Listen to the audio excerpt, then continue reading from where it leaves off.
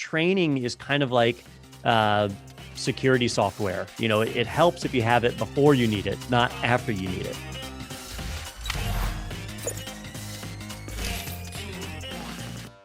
Well, I actually went to school planning to become an attorney. I wanted to go to law school and didn't have a lot of money or scholarship. So I was building and selling computers on the side to pay for school, just to cover the tuition.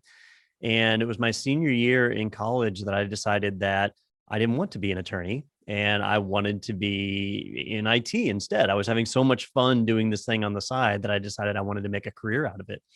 So I ended up getting a degree in political science and CIS, which has turned out to be unusually useful. It turns out politics are involved in everything, but IT was my passion.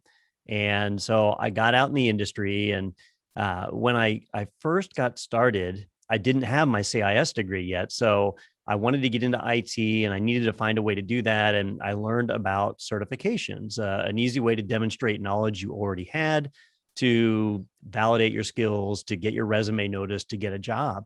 And I started looking for training opportunities to be able to learn what I needed to pass those certification tests. And as a college student, it was really expensive. A lot of the training that's out there, the courses, even the exams themselves, like back then to get your MCSE took 6 exams and they all add up.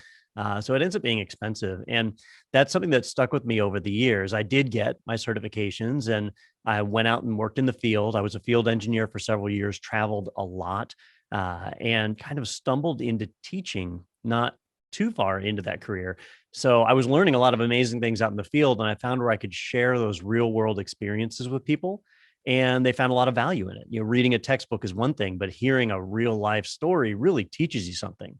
So I started teaching while I was working. I worked for an insurance company for several years. I worked in the financial sector for a bank out in Seattle for several years, and kind of settled back into teaching because there was a great new opportunity, which was teaching via the internet, actually reaching out to people all over the globe, helping people get into IT as a career because it's been great for me. It can be great for them, but also helping people already in IT to advance and move forward in their career. And to do it in a cost-effective manner, that's something that just not a lot of people were doing. So that's what kind of caused my career to evolve. And throughout that whole process, I started as a field engineer, became a network engineer, worked in a sysadmin space, transitioned into management, started managing teams and people, started dealing with cybersecurity, all the things that fall under IT leadership now. And it's given me a nice broad base of knowledge to work from. And so what was the day like when you decided to found this company?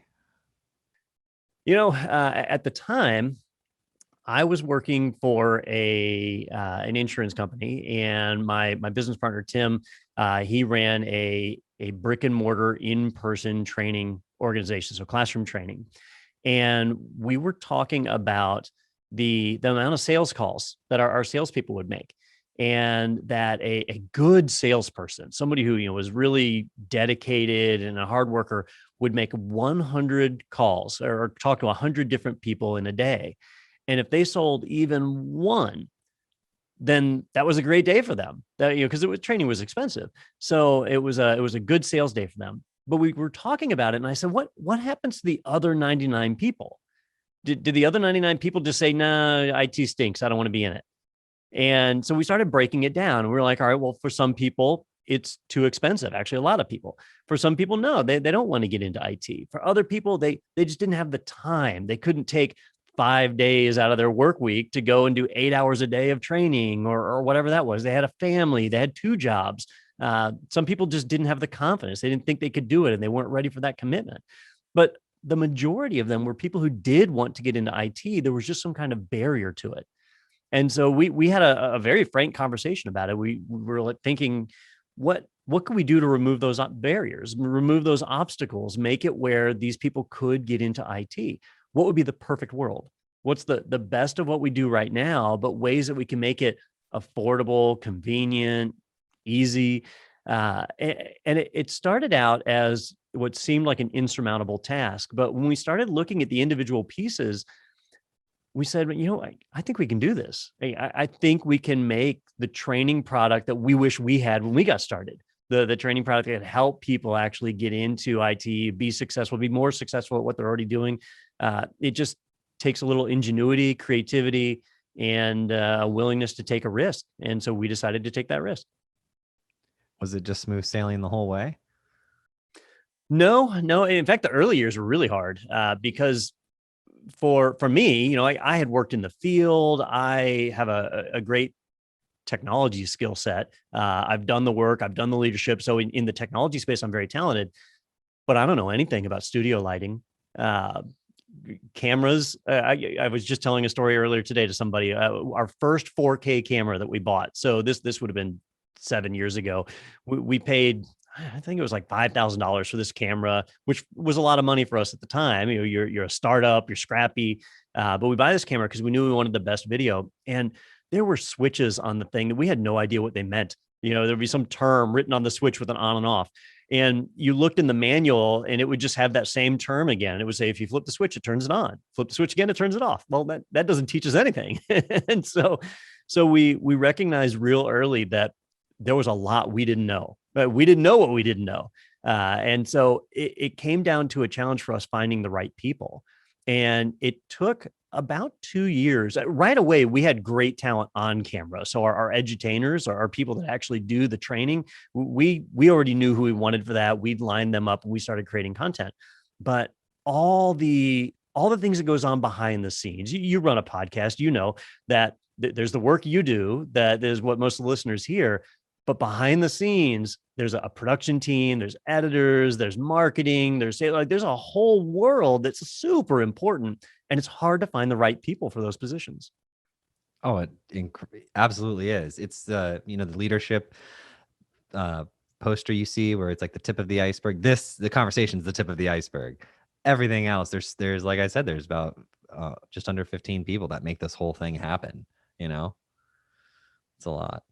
Yeah. And when you find the right people, you're really fortunate. We have been extra fortunate in that more than once we found the right person. So finding the right person to lead our production team, the right person to lead our engineering team, our developers. We never even thought we would need developers. Day one, we had a WordPress site. We used WordPress and some plugins, and that was how we did it. We outgrew that really fast. Fast forward to today where we have 10 full-time developers that's all they do is work on the custom delivery of our content. That took a long time. Now we've been in business 7 years now, so it's taken a while to evolve to that point. But we were hiring engineers pretty early on.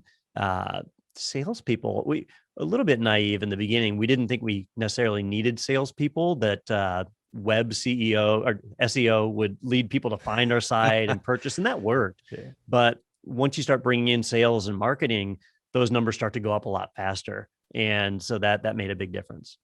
Yeah, I think we all start off with that. Like, I can run some ads, I can do some content, we'll get some customers. And then you realize that things happen because of relationships. And you have, even if it looks great and it says it can do everything I want to do, if there's a price point where I want to pick up the phone and talk to somebody. Yeah. Now, for all the rough spots, there were plenty of smooth spots. There were things that went really well. The nice thing about starting a company from scratch, at least from a CTO perspective, is you get to set all the policy from day one. So, for a lot of people, their biggest nightmare is dealing with legacy systems. We didn't have any. we were starting from scratch. I made a rule on day one. I said, we will not have any servers in our building. I don't want any servers in the building. Everything has to be in the cloud or in a co-location facility somewhere else. This building should be able to be destroyed and our website's still operational. People are able to watch training and so on. And so that was a policy we had that we've stuck to this day. And we've really benefited. We didn't have a mainframe we had to migrate away from or something of that nature that a lot of people get as an albatross around their neck. I was curious to how you actually find the edutainers, because I like the word too. I heard it for the first time in the prep for the show. I said, that's a great word, because you don't want an educator who's boring. You want an educator who's entertaining, and you can definitely tell the difference between the two. Sure. Where do you recruit from? Do you find like really cool teachers who just are really great people, or? So, I would love to tell you there's a secret sauce, like one method for finding these people, but there isn't. And so we follow some interesting strategies on it. So first off, nobody wants to hear a lecture. We all went to high school. Most people went to college. You've been in that environment where you get the boring lecture that just puts you to sleep. So nobody wants that. But you also don't want to be PowerPointed to death either, right? If you stare at 100 PowerPoint slides, I used to be an authorized trainer for Microsoft, a Microsoft certified trainer. And when you dealt with their official curriculum, it was hundreds of slides spread across a couple of days. That is just, it's distracting. The students are reading the slides, not listening to you. It's not a good experience. So we wanted to have people that were a little more personality, a little more personable on camera, that were somebody you'd build a connection with. And you don't get that with a lecture. And the problem with recording one person on camera is it's not a conversation, right? It's them talking to the camera. It is a lecture, no matter what they say. They can tell as many jokes as they want. It's still a lecture. So we took the stance of bringing in two people on camera. Let's get two people up there and have a conversation. So instead of one person lecturing, now it's two people talking. It just naturally removes the feeling of being in a lecture. But it also helps take people that might otherwise be kind of stiff. You know, in IT, people are generally not as social as in other industries. What? This is news for me. No, I'm kidding. And it helps to break that up and create that casual conversation, just like what we're doing right now. It makes a big difference. But even with all that, you still have a challenge with getting people talking about highly technical subjects to sound entertaining. And so I try and meet as many people as I can on podcasts, at conferences, as I travel for various reasons. I always try and meet as many people as I can to find that rare unicorn, that person who really knows whatever their expert area of expertise is. So if they're a subject matter expert on something, they really know it, and they can tell stories and have a conversation. We actually call them purple unicorns here. They're not as rare as unicorns, they're as rare as purple unicorns, very specific. And so I put in my budget every year, even if I'm not planning on hiring an edutainer, I put in the budget at least 2 positions. And that way, if I just randomly encounter somebody who's a good fit, I don't have to worry about dealing with budget. I've already got it there. I'll hire them on the spot and bring them in. Or a lot of times we will contract somebody, have them come out and create content for us over a couple of months to get an idea of whether they'll be a good fit. And then we just hire them that way. So we have a few different methods. I like that. Have you ever come across like the No Fluff Just Stuff conferences? I haven't, no. Oh man, they're really cool. But they have like great people. Like I've been around to like a lot of the different conferences, right? But I came across theirs and they had like some really entertaining people that were really, really smart subject matter experts. The one I've had the best luck with are the security BSides. The BSides are a little bit more independent. And if you've not heard of BSides, it's like an open source framework for running a conference. And so they're all over the country, and they do the regular BSides, but then there's an InfoSec focused security BSides. And when you travel to Atlanta or Denver or Boston, even smaller cities, you'll run into these BSides and meet local people that are really talented that nobody's ever heard of. And they're usually really passionate. They're giving these talks for free. And that's a great way to find people too. Yeah, man, I'm excited. You're really great at speaking. That's what I get paid to do.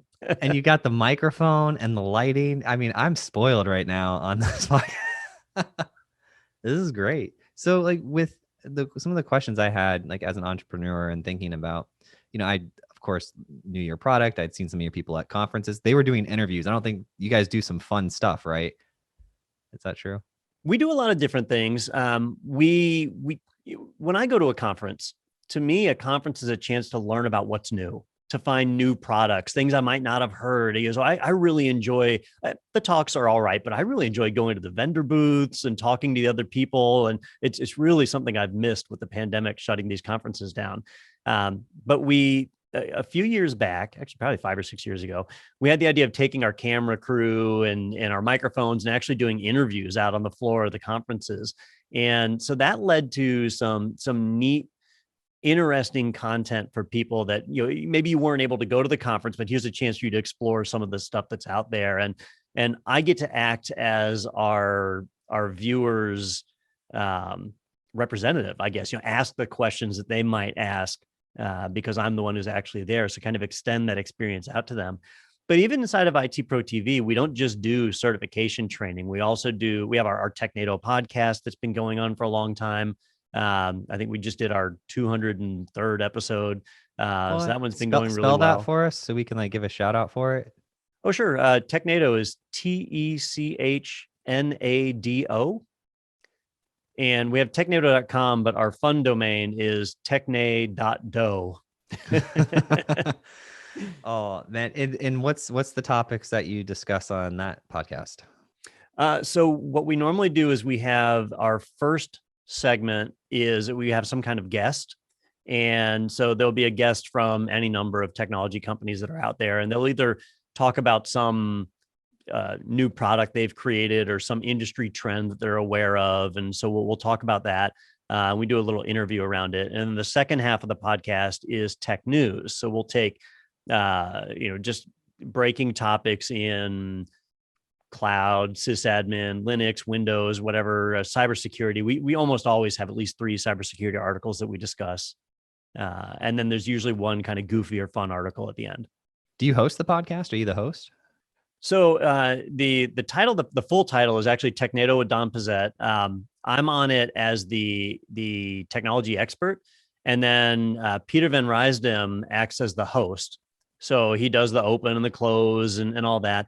And then we have Daniel Lowry is our security expert, so he's on there with us.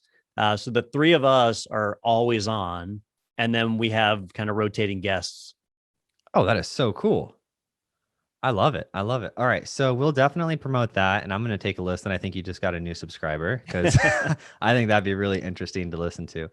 But back to my entrepreneurial questions, I was looking at your site and you guys had a lot of comparison, like you versus other companies. And it seems, I happen to know some of the CEOs of the companies on your website that you compare against just because through friendships or relationships or whatnot. And everybody seems really friendly in this education space, by the way. I haven't gotten rude people yet that run these companies, but they also seem to they're moving really fast and there's a lot of capital being pushed around. How have you guys experienced that whole growth of this entire explosion of this market, multiple competitors popping up, some being more funded than others? How have you differentiated yourself through all of that? So it's interesting you mentioned it. A lot of the IT training companies are on good terms. A lot of us will cross-license content. So for many years, if you went to Pluralsight, the Mac training that was on there was me. It was ITProTV content over on Pluralsight. So you do see a lot of shared resources. Also, the IT training community, just the trainers themselves, will oftentimes create content from more than one provider. Anthony Sequeira comes to mind, where he creates content for, I think, just about everybody. So there's a number of people like that. But when it comes to competition, I think that's probably the number one reason why the IT training market is so friendly, because worldwide, enterprises will spend tens of billions of dollars on IT training every single year. Well, if we could get 1% of that, that's a lot of money. We would be a very successful company. So it's a big slice or a big pie for everybody to take a slice out of. And so it's not like we have to defeat the competition. And as long as you're priced right, many people will use more than one training resource. When you buy a car, you only go and buy one car. But if you're studying for a certification, you might buy books from 2 or 3 different publishers. And that's how people do their IT training. So it's not like a dog-eat-dog, high competition world.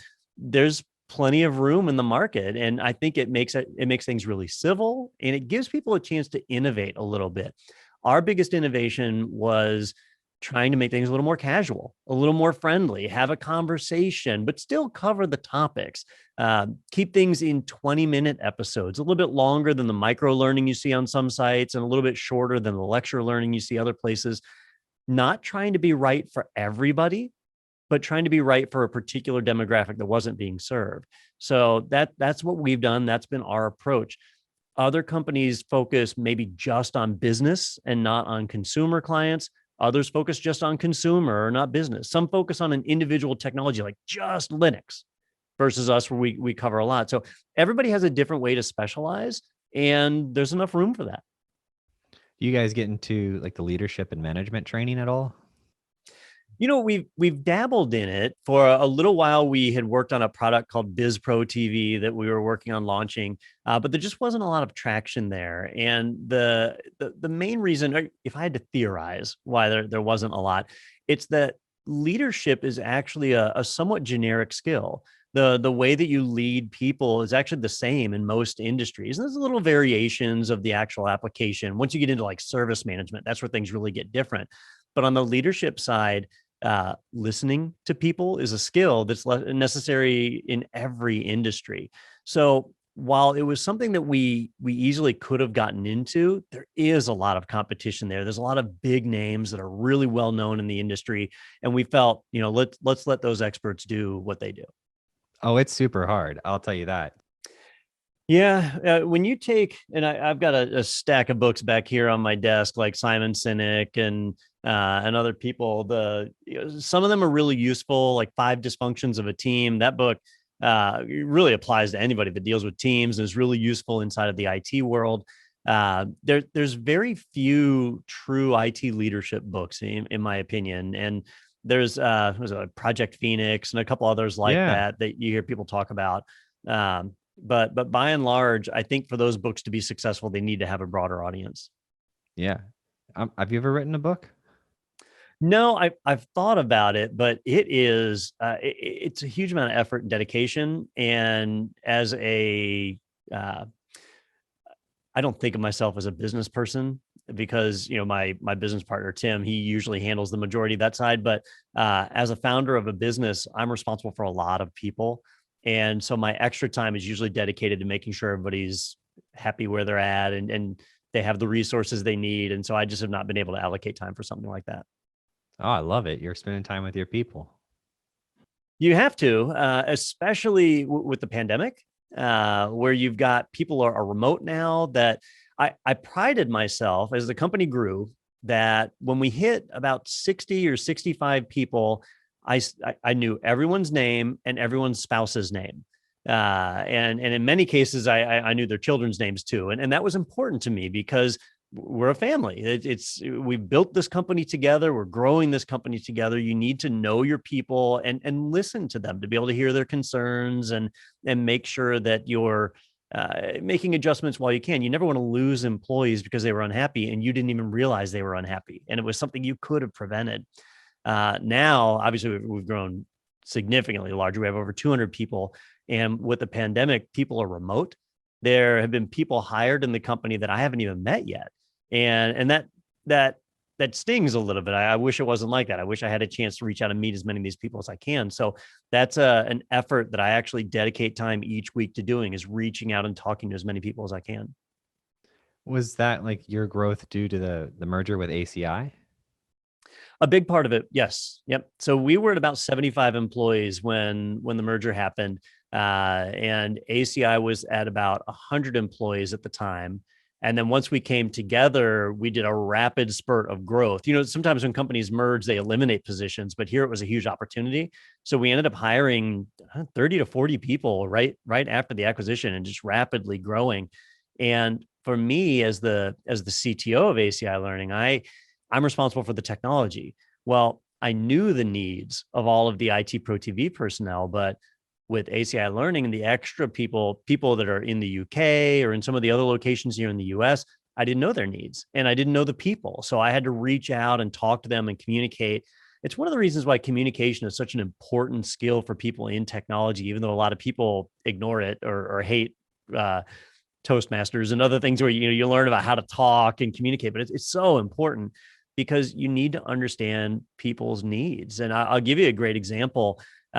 I met one of the groups of salespeople that were out in our Denver office, and they were wearing these headsets for their phones, and they were the cheap, like $15 headset you buy at Target.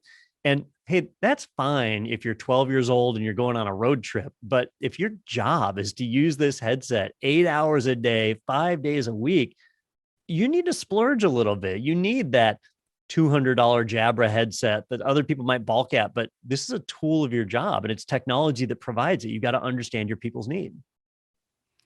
How did you meet the team over at ACI to even allow this merger to take place? So we actually met them several years ago at a conference called InfoSec World. So there was an organization called MISTI, the MISTI or MIS Training Institute, and they did audit and some cybersecurity training, and they ran the InfoSec World conference.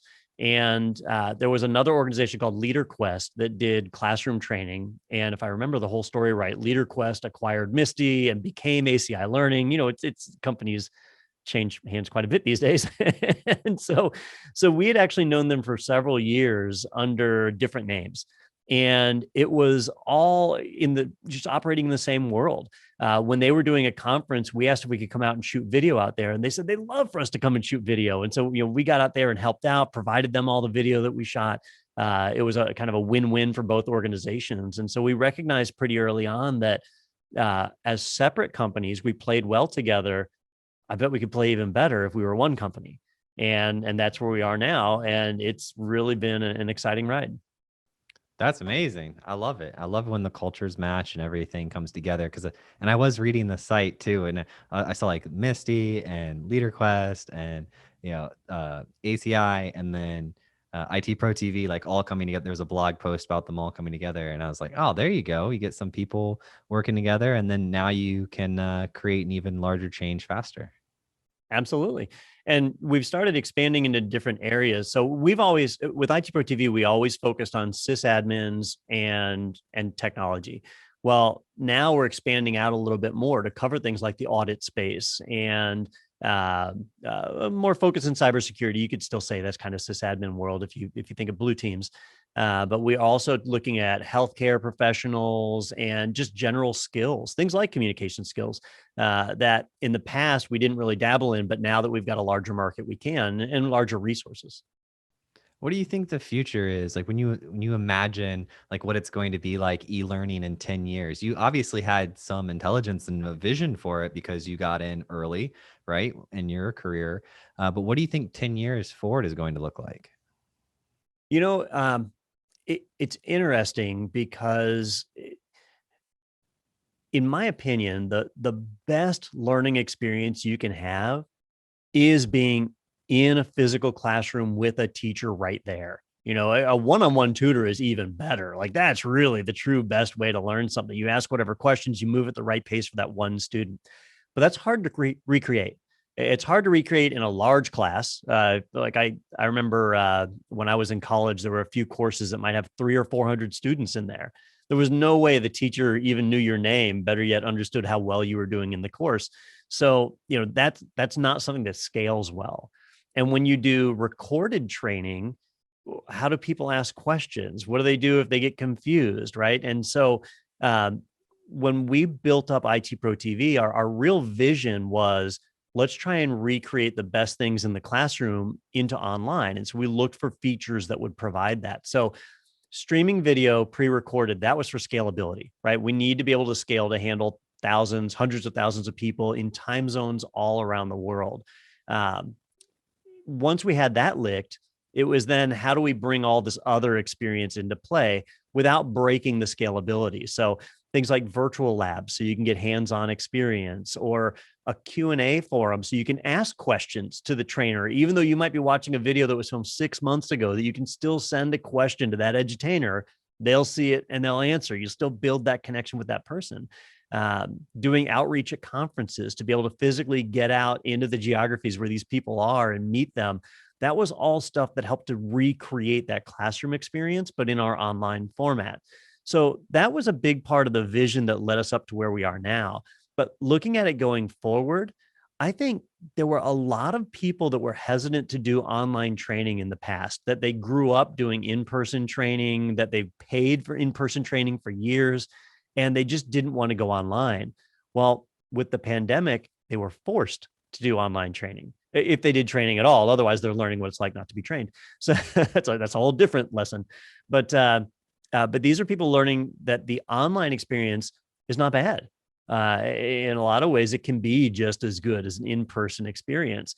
And so they're starting to embrace that, the reduced cost, the access to more training, the different, if you go out and you find a course and you don't like the trainer, being able to easily just pivot and find it with a different trainer. Those are resources that are available to people now going forward that may not have been available in the past. And so it really opens up the world to a lot more training options. Did you say that if you're not training to learn, you're learning not to train? Is that like a common phrase? The phrase I always heard was, if you think training's expensive, you should try the opposite. And it's true, especially I have a friend who is a consultant. He does he helps companies build their BRP, their business continuity plans and business resumption plans. So if a company has a catastrophic failure, they help them recover, right? Well, if you've taken training on that and you build up a good BRP and your company has a disaster, it makes a huge difference. You recover very quickly. You're back online with minimal impact. But if you don't do that training and you don't know what to plan for, and you just fly by the seat of your pants, and you have a ransomware attack or a massive power outage or God forbid, like a terrorist attack, and then you're trying to figure out how to recover on the fly, your recovery time is going to be way longer, which means you're going to lose money way longer. It's a huge impact. It's very expensive. So training is kind of like security software. It helps if you have it before you need it, not after you need it.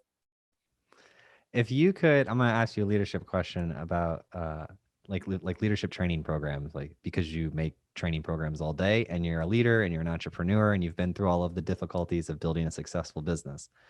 But if you could design like the perfect leadership training program for your direct reports, what would the most important concept in that program be? Mentorship. Understanding that when you're a leader, your people are looking to learn from you, but you have an opportunity to learn from them, right? So it's always a learning. We're always learning one way or another. But there's only so much you can learn from managing people without turning them into guinea pigs, right? Like, I'm going to try this out and see if it works. And then, oh, I just lost that employee. I'll replace them. And I won't do that this time with the new employee. That's not a great model. So you need to have some kind of mentor, somebody who's been in the field, somebody who maybe they've worked in your industry, maybe they haven't. Sometimes a whole different perspective is useful, but somebody that you can bounce questions off of, somebody that you can be frank and honest with. When you present things to your team, we have a phrase that we use a lot here. It's called disagree and commit.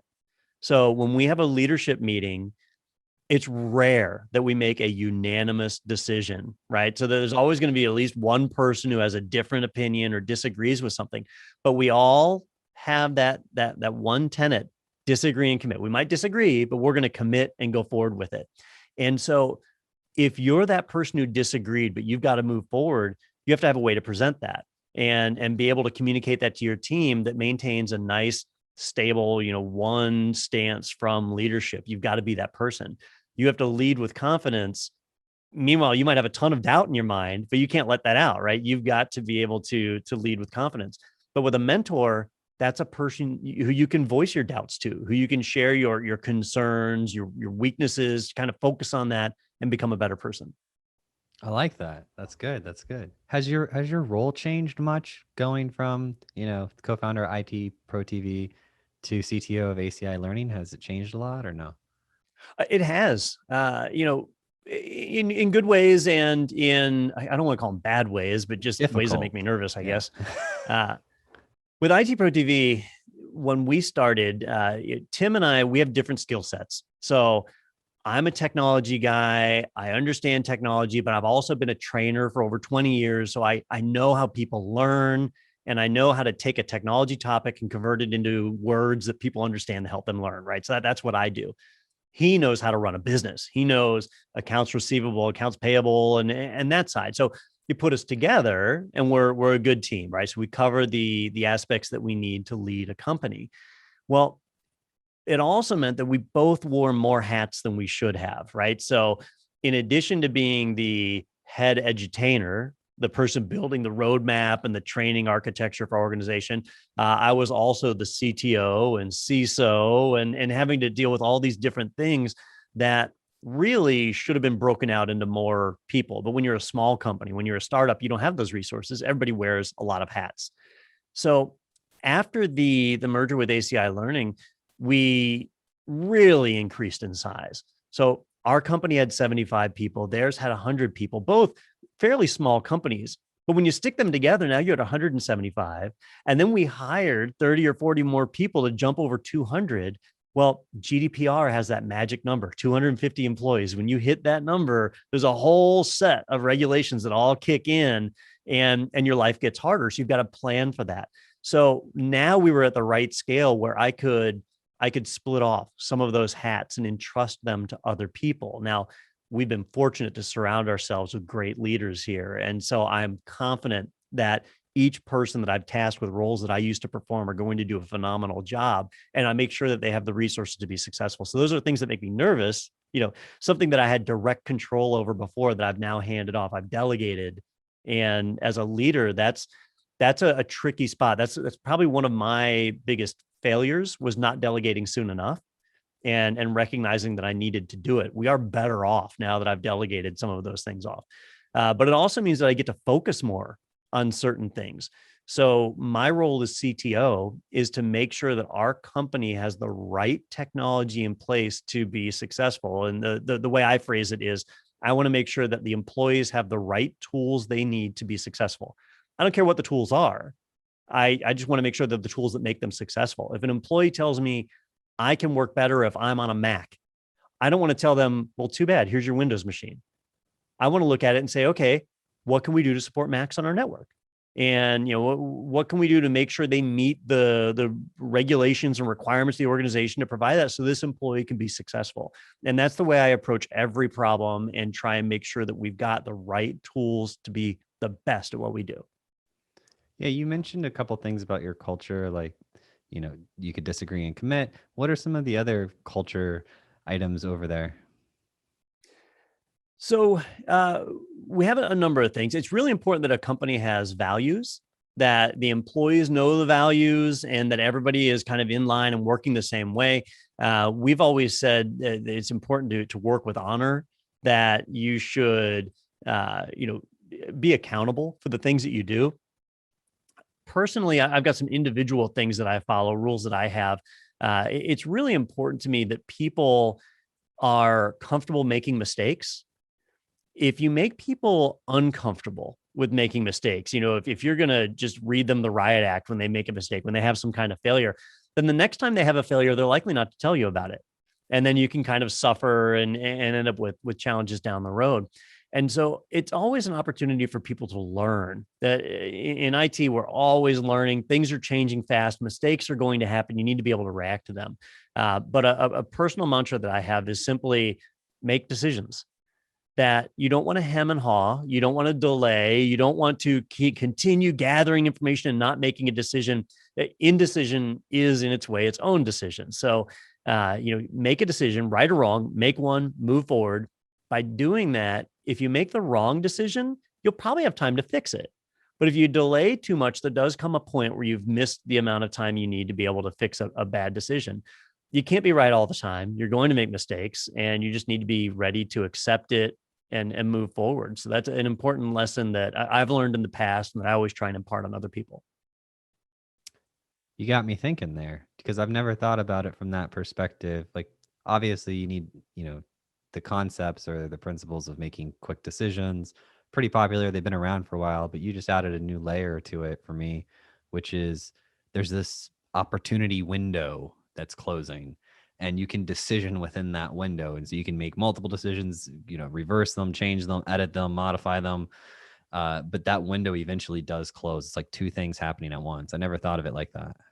Yeah. Think about like people who have on-premises data centers, right? And they hear about the cloud. They know, well, I should probably be in the cloud by now. It's 2021. It's time to be in the cloud. But I don't know. Do I go with Amazon? Do I go with Microsoft? Do I go with Google? And you start gathering research, and you get consultants and plans. And after a while, enough time has passed that you've already lost so much money, or not lost necessarily, but wasted so much money that it wouldn't have mattered which provider you picked. Any one of them would have saved you money by that point. And That's probably like a best case scenario. There's other situations where maybe your competitor comes in and makes the decision first. You are still in a deciding stage, and now you lose your market. You're out of business. That's a worst case. Yeah, because they can provide a better experience with their cloud infrastructure. I love Absolutely. that. What are you excited about right now? You just did this merger. You've got all this going on. The company's growing. What are you excited about in your personal life, your non-professional life? Oh, non-professional. Well, that one's a hard one. So technology is my hobby. And that's one of the reasons why I love working in this field so much. So when people ask me like, you work with technology all day. When you go home, what do you do? And I say, well, I kind of work with technology. It's, I will say that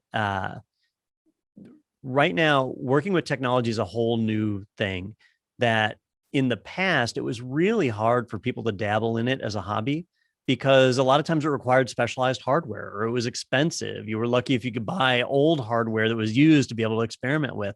But today, thanks to progressive web applications or just any kind of cloud hosted web-based software, people are able to experiment and learn, try new things and do it in home labs, do it on Raspberry Pis and do it for next to nothing.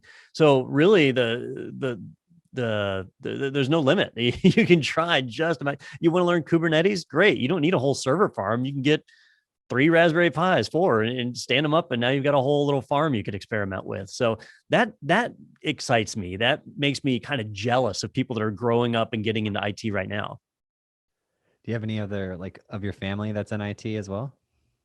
Not really, no. My family, I'm from a military family. So my father was in the Air Force, my grandfather was in the Navy, my other grandfather was in the Air Force. So mostly military. I was one of the few in the family that didn't go that route and ended up in IT. I've got a brother who's a minister, which is a whole different type of networking. And so it's interesting. I guess the closest would be my little brother. He does quality control and quality assurance for a medical technology company. So they make devices that monitor. You hear about people doing sleep surveys for Oh yeah. sleep apnea machines. Mm-hmm. They make the machines that do those tests. Oh, that's pretty neat. But it's kind of a good thing because when we get together at the holidays or whatever, it's not like we sit down and talk shop. But there is a bit of a negative side to it, which is they don't necessarily understand what I do. And so at Christmas time, it's, hey, can you set up this iPhone for me? And it's hard to communicate that sometimes. Like, well, I don't really set up iPhones. I mean, I guess I could. You are customer support at the telecom. Yeah. Yep. No, I love it. I early on when I was much younger, my family would send every time there was a computer problem when they got their first computer in their houses, they're like, oh, send Joel over. And then eventually I figured out how to decline politely. And that was a new skill because otherwise I could have just turned it into a business, right? That's something I could have done. But your family and friends asking you to help every time there's a piece of technology. It's like, that's not what I do. I write software, but I guess I can help you with your printer. Family and friends are tough, right? For people outside, it's different because you just raise your price. You get to a point where they're not willing to pay it. When you say, oh yeah, I can set up that iPhone for you for $1,200 an hour, and then they're not going to do it, right? But you don't want to do that to your mom. Are you a person of faith? I know you said your brother's a minister. So funny story. My father was raised Catholic. My mother was raised Baptist. And so when they got married, they switched to Methodist. And there's 4 kids. So my 2 brothers and my sister. And my sister and I are Catholic. My older brother is a Methodist minister, and my younger brother, I think he's just not very religious. So we kind of ended up all over the place. It's interesting, but my wife and I are Catholic. Our kids go to Catholic school. Oh, that's amazing. Yeah, I was doing an interview with the guy that was building rockets and shooting rockets into space. Really cool guy. And he brought up like his faith, like towards the end of the episode. And I was a little bit like taken aback. I was like, man, because I go to church, I'm involved in the community, but it never really comes up on the podcast. Most time about leadership, advanced technology, things like that. And he had brought up how that played into the growth of his company. And I said, you know what? I have no concept of how to talk about faith in the workplace. And so I went around and I talked to some CTOs that I knew were also ministers or pastor type people, right? And then I also talked to my pastor, and we recorded a couple of these different episodes to really understand like how faith presents itself in the workplace. It's interesting. Uh, and in IT, I think maybe it doesn't impact us as much, but there are some interesting sides to it. I mentioned the BSides conferences. For BSides Las Vegas, they actually do. There's a side conference. I can't remember the name of it, but it's a security conference for Jewish people, and they have a meal that is kosher, and they get together. So it's all people of the same faith having a conversation, and I think maybe that helps to build trust and confidence, a little camaraderie. It's nice to have something in common when you get together to talk, especially about security issues, because no company wants to air out their dirty laundry. But if you can get a trustworthy group of people together, that can be very valuable. Yes, community is incredibly valuable. Have you ever built community components into your business? We have to an extent. We've tried a few different things. I don't know that we've been largely successful with it. There's communities like when you look at the Spiceworks community, that there are tens of thousands of people that log into the Spiceworks forums every day, and they identify that as a part of who they are. It's a big deal.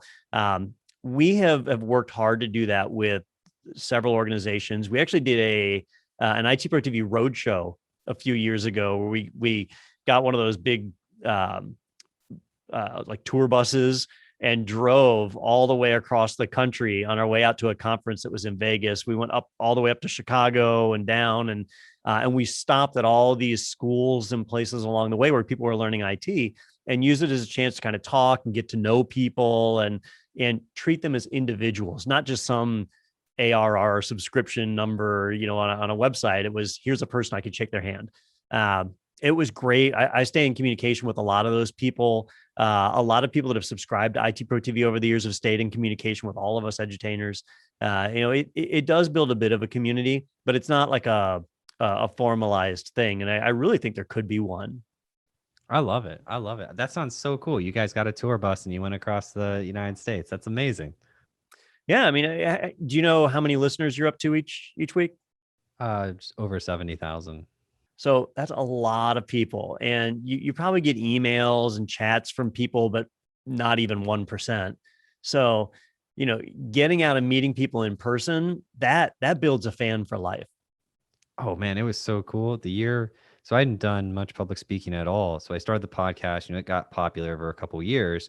And then I started getting invitations to come speak at companies. And I said, oh, that's so cool. I did it a couple times, and I was like, okay, now I'm charging.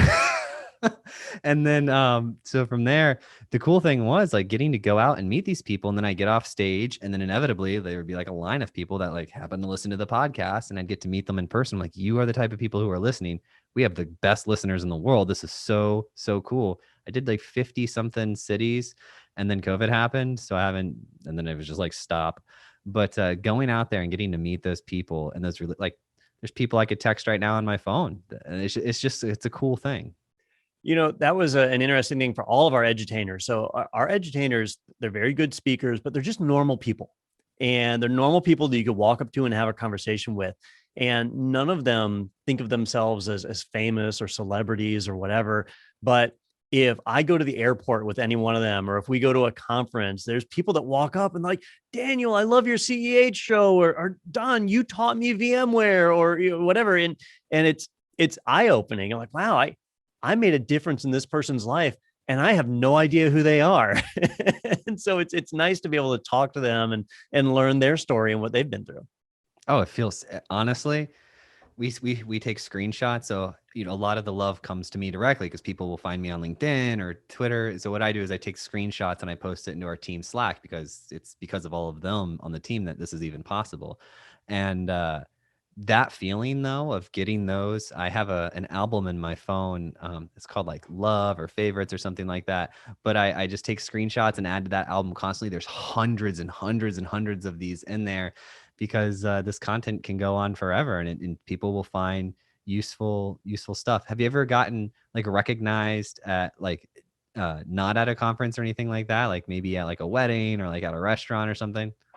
I was buying some wood pellets for my smoker at an Ace Hardware, and the cashier, I was trying to do Apple Pay on the little credit card thing, and it wasn't taking it at first, and then it took it, and I said, "Boy, I'm glad I could figure that out." And the cashier said, "Well, you're the host of ITProTV. I assume you should be able to figure that out." I was shocked. I was like, "Wow, this guy knows me."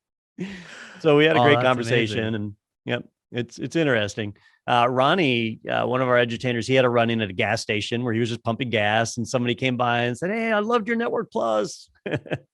That is so neat. I love stories like that too. The first time I really got recognized in public, I was at a wedding and this girl walked up to me. She goes, "Hey, this is gonna sound weird, but do you host a podcast?" And I was like, "Yeah, I do." She's like, "Oh, you interviewed me like last year." And it was this girl that I had interviewed. She was awesome. And I was at the wedding of one of my employees, right? And she was at the wedding of like her like nephew or something. And so I was like, this is what a small world, man. What a small world. It's I don't know, stuff like that makes me feel really good about life. I don't know why, but it does. Yeah, it's amazing. And having a platform like a podcast gives you a chance to reach out to people all over the world. And uh, what really kind of touches my heart is when you make an actual difference in somebody's life. And I love hearing those stories where somebody says, "Hey, I was working in a gas station trying to figure out how to pay my bills, and I used your training. I learned, I got into IT, I got my first certifications, and now I'm making $50,000 a year or something, and my life has changed. I'm finally able to not have to worry about how I'm going to pay my rent this month." And that to me is what this is all about: teaching, helping people get into IT, providing services like these, and just feedback from the customers that are out there is really, really valuable.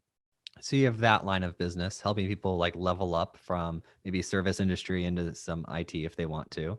And then you have the line of business where you help companies like actually preparedness. If I want, my team to be organized on a specific security or some module, how do you sell that? I'm not explaining it well. Sure.